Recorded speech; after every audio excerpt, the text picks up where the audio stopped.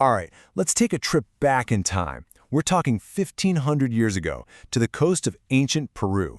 This is a place where absolute masters of metal were creating these just breathtaking treasures out of gold and silver.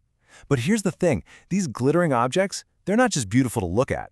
They're guarding a really dark story of power, family, and sacrifice.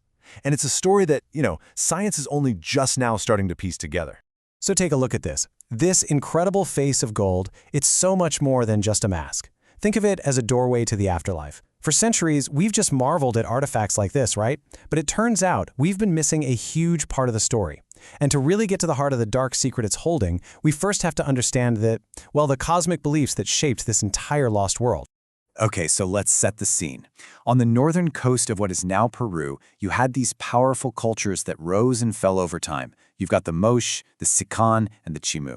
And these people, they weren't just warriors and farmers. No way. They were some of the most sophisticated metalworkers in the entire ancient world. I mean, their work was just absolutely steeped in meaning. You see, for these ancient peoples, gold and silver, it wasn't about money. Not at all. These were literally divine substances.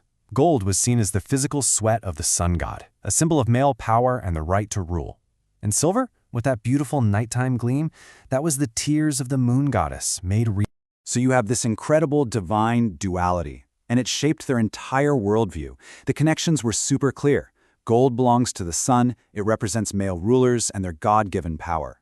Silver belongs to the moon, representing female nobility, its sacred counterpart. This stuff wasn't just jewelry, It was a powerful statement about the cosmic order and your place in society. And believe me, only the absolute elite got to wear it. So, the big question is, where did archaeologists find all these incredible pieces? Well, not in people's homes, not in marketplaces, nope. They were discovered almost exclusively as offerings for the dead, sealed away inside these incredibly lavish tombs of the elite. They were meant to go with them into the afterlife. And it's the unearthing of these very tombs that has given us our deepest, and honestly, sometimes our most unsettling, look into these lost civilizations. Now, two discoveries in particular really stand out. First, back in 1987, archaeologists found the tomb of the Lord of Sipan. This guy was a warrior king, and he was buried with a whole entourage. Then, fast forward to 2005, and they discovered the Señora de Cao, a female ruler which was huge with immense power, buried with weapons usually reserved for men and just unbelievable wealth. And here's the key. Both of them were surrounded by other bodies. And that discovery, of course, raises the one crucial question. Who were these people buried alongside these powerful rulers? For years, their identity was a total mystery, which, led to some pretty standard assumptions. Well, the theories were pretty much what you'd expect, right?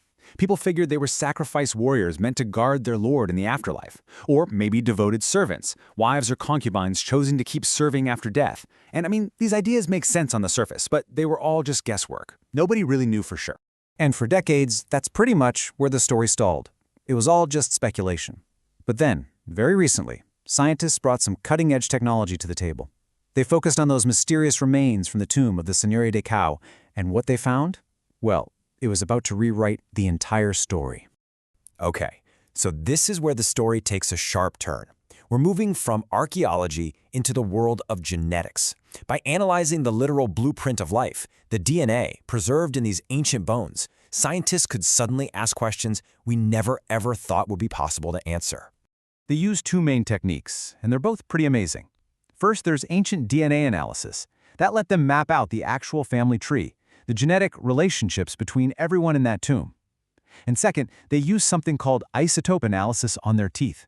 This is incredible. It's like a chemical passport that tells you where a person grew up and even what they ate as a kid. So their focus was this one specific burial enclosure at a site called Huaca Cao Viejo. Inside, there were 6 people. The VIP, the Señora de Cao herself, 3 other adults, and 2 children who had been sacrificed. The big question was still the same. Who were these people to her and to each other? Well, the results from the DNA analysis, they weren't just surprising. They were absolutely astonishing. They revealed a secret that the Señora de Cao had literally taken with her to the grave. The results were just a total shock. The people buried in this elite tomb, they weren't servants, they weren't captured warriors, they were all family. They were all biologically related. This wasn't just a ruler's tomb, it was a family mausoleum. I mean, the family tree they managed to reconstruct is incredibly detailed. You've got the Senora de Cajal, two of her brothers, and even their grandfather, whose body they think was probably moved to this tomb after he was buried somewhere else. But the most stunning part of this whole discovery, yeah, that has to do with the youngest members of this family. Remember those two sacrificed children? They weren't strangers. They weren't captives. Get this, one was the son of the Senora's brother. The other was her very own niece. These Moche elites weren't being buried with just anyone. They were being buried with their own flesh and blood. So, a discovery like this, it forces us to completely rethink everything we thought we knew about Moche ideas of power, family, and what was sacred. This isn't just about status anymore. It's about a deeply personal and, let's be honest, to our modern eyes, a pretty brutal expression of their beliefs. And just when you think the story can't get any more dramatic, the science had one more twist in store.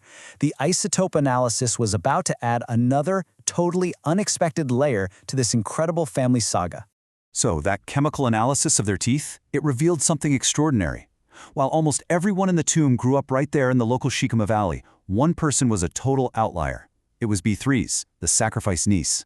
Her chemical signature was completely different. She didn't grow up there. She came from somewhere far away, up in the highlands. So you have to ask, why would a high-ranking Moche child be raised so far from her family? The most likely answer, it turns out, is politics. This little girl was probably part of a strategic alliance, sent to live with relatives in a whole other region to cement ties between powerful families. She was a living, breathing link between dynasties.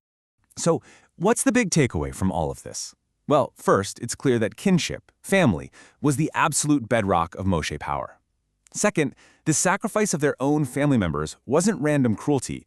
It was a powerful ritual act meant to reinforce that divine link between a ruler, their family line, and their ancestors.